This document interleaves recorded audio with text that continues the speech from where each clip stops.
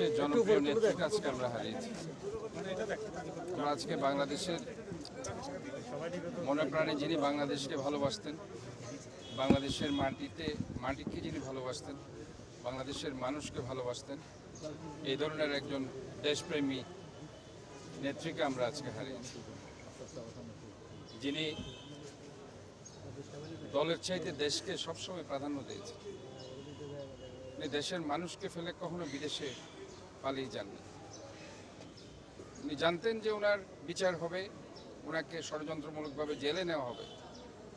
এটা জেনেও উনি 17 সালে দেশের বাইরে থেকে দেশের বাইরে চিকিৎসা নিয়ে দেশে ফেরত এসেছেন এবং এই চট্টগ্রামে উনি শেষ সফর করেছেন। আপনাদের সবার মনে আছে, উনি অত্যন্ত মানবিক নেত্রী ছিলেন। উনি মানবতার জন্য ছুটে এসে এখানে অসহায় রোহিঙ্গাদের পাশে দাঁড়ানোর জন্য সেদিন 2017 সালে এই চট্টগ্রামে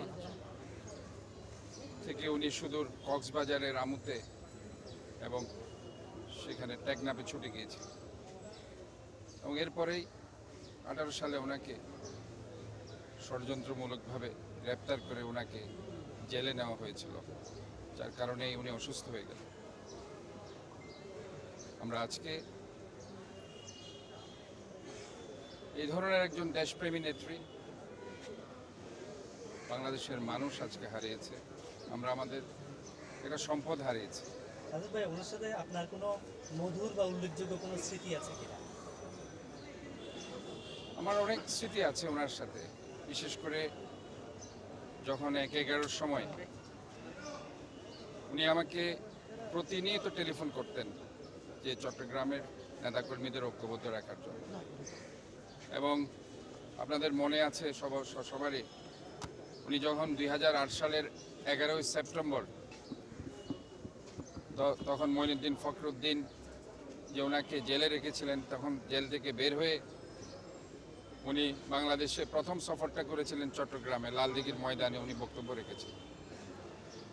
এবং আপনাদের সবারই জানা আছে 2008 সালের 7 নভেম্বর লালদিঘির ওনার শেষ সমাবেশে, সেদিন 1 মাস পরেও যখন আমাদের একটা নির্বাচন, সেই নির্বাচনের আমাদের কোনো প্রার্থীদের জন্য উনি ভোট চাননি, ঠিক ওনার পিছনে আমি দাঁড়িয়েছিলাম। পুরা বক্তব্যে ওনার পিছনে আমি দাঁড়িয়েছিলাম এবং ওনার সাথে একসাথে একই গাড়িতে সার্কিট হাউস থেকে উনি আমাকে ডেকে নিয়ে গিয়ে লালদিঘিতে উনি নিয়ে এসেছিলেন এবং সেখানে ওনার পিছনে যতক্ষণ বক্তব্য রেখেছিলেন আমি দাঁড়িয়েছিলাম। উনি কখনো ওই সময় চাইলে উনি ধানের শীষের কিংবা দলের জন্য ভোট চাইতে পারতেন। উনি বুঝেছিলেন এই দেশের উপর একটা ষড়যন্ত্র আসছে, এই দেশটাকে একটা করাল থাবা দিয়ে একটা গোষ্ঠী গ্রাস করতে চাচ্ছে, উনি বুঝতে পেরেছিলেন সেদিন। তাই উনি বলেছিলেন, আমি কোনো আমার দলের জন্য ভোট চাইতে আসিনি। উনি শুধু বলেছিলেন দেশ বাঁচাও মানুষ বাঁচাও। ওই দেশ বাঁচাও মানুষ বাঁচাও উনি বলেছিলেন 2008 সালের 7 নভেম্বর। এরপরে আপনারা দেখেছেন 16 বছর কিভাবে এই দেশের উপর ষড়যন্ত্র হয়েছে, এই দেশটাকে কিভাবে গ্রাস করেছে, মানুষের মৌলিক অধিকার, গণতান্ত্রিক অধিকার হরণ করা হয়েছে। এই ধরনের একটা দূরদর্শী নেত্রী, ভিশনারি লিডার, যিনি মনে প্রাণে খাঁটি একজন বাংলাদেশি, এই ধরনের নেত্রীকে আমরা হারিয়েছি। শুধু তাই নয়, আমার সাথে ওনার যখন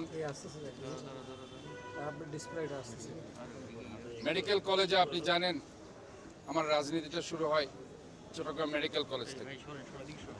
জাতীয়তাবাদী ছাত্র দলের আমি আহ্বায়ক থেকে সভাপতি হই। সভাপতি যখন সম্মেলনের আগে 1989 সালে 30 মে শহীদ প্রেসিডেন্ট জিয়ার শাহাদাত বার্ষিকীতে যখন আমাকে সেখানে আঘাত করা হয়, এরপরে উনি চট্টগ্রামে সফরে এসে আমার মাথায় ওই যে ব্যান্ডেজ ছিল, ডক্টর FM ইউসুফের বাসায় উনি এসেছিলেন, তৎকালীন স্ট্যান্ডিং মেম্বার খুলশিতে উনি থাকতেন। FM ইউসুফ স্যার, ওনার বাসায় আমাদের নেত্রী উঠেছিলেন এবং আমার ব্যান্ডেজ দেখে সাথে সাথে তৎকালীন স্ট্যান্ডিং কমিটি মেম্বার কর্নেল আলীকে বলল যে এই ছেলেটাকে এইভাবে মারলো, এখনই প্রিন্সিপালকে ফোন করেন এবং আমি এর শাস্তি চাই যারা মেরেছে। কাজে দেখুন, ওনার সাথে আমাদের সেই সম্পর্কটা হচ্ছে যখন আমরা ছাত্রদল করি তখন থেকে, সেই 87, 88, 89 সাল থেকে। দীর্ঘ বছর ধরে ওনার সাথে আমাদের একটা সম্পর্ক।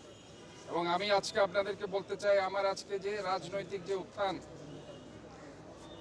আমি একটা থানার প্রেসিডেন্ট ছিলাম, সেই থেকে উনি আমাকে যেভাবে মহানগরের জয়েন্ট কনভেনার, মহানগরের সেক্রেটারি করলেন, মহানগরের সভাপতি করলেন, মহানগরের আহ্বায়ক করলেন, কেন্দ্রীয় বিএনপির সাংগঠনিক সম্পাদক করলেন, সর্বোপরি আমার মেয়র নির্বাচনে উনি এবং আমাদের দেশ নায়ক তারেক রহমান যেভাবে আমাকে মেয়র নির্বাচনে দিয়ে আজকে ইনশাল্লাহ আমি চট্টগ্রামবাসীর 70 লক্ষ 80 লক্ষ মানুষের মহান রব্বুল আলমিনের রহমতে এবং ওনাদের ইন্সপিরেশনে আজকে আমি এই অবস্থায় এসেছি। আমি এই জন্য কৃতজ্ঞতা প্রকাশ করছি এবং আমি সবাইকে বলবো, এই আপাময় একজন খাঁটি বাংলাদেশি দেশনেত্রী বেগম খালেদা জিয়ার জন্য আপনারা দোয়া করবেন। মহান রব্বুল আলামিন ওনাকে জান্নাতুল ফেরদৌসের সর্বোচ্চ জায়গায় আসীন করুক। এবং আমরা ব্যক্তিগতভাবে চট্টগ্রাম সিটি কর্পোরেশনে, আপনি জানেন আজকে থেকে 4 দিন ব্যাপী চট্টগ্রাম সিটি কর্পোরেশনে আমরা এই শোক আমরা প্রস্তাব করেছি এবং আমাদের মহানগর বিএনপির পক্ষ থেকেও 7 দিন ব্যাপী কেন্দ্রীয় অংশ হিসেবে সেটা পালন। এবং আজকে আমাদের দোয়া মাহফিল হবে। কোরআন অলরেডি শুরু হয়েছে সিটি কর্পোরেশনের পক্ষ থেকে এবং দুপুরে দোয়া মাহফিল আছে। এরপরে 4টার দিকে আবারও আমাদের পার্শ্ববর্তী মসজিদে দোয়া মাহফিল আছে। আমাদের বিএনপির পক্ষ থেকে এখানে দোয়া মাহফিলের ব্যবস্থা করা হয়েছে খতম কোরআনের ব্যবস্থা।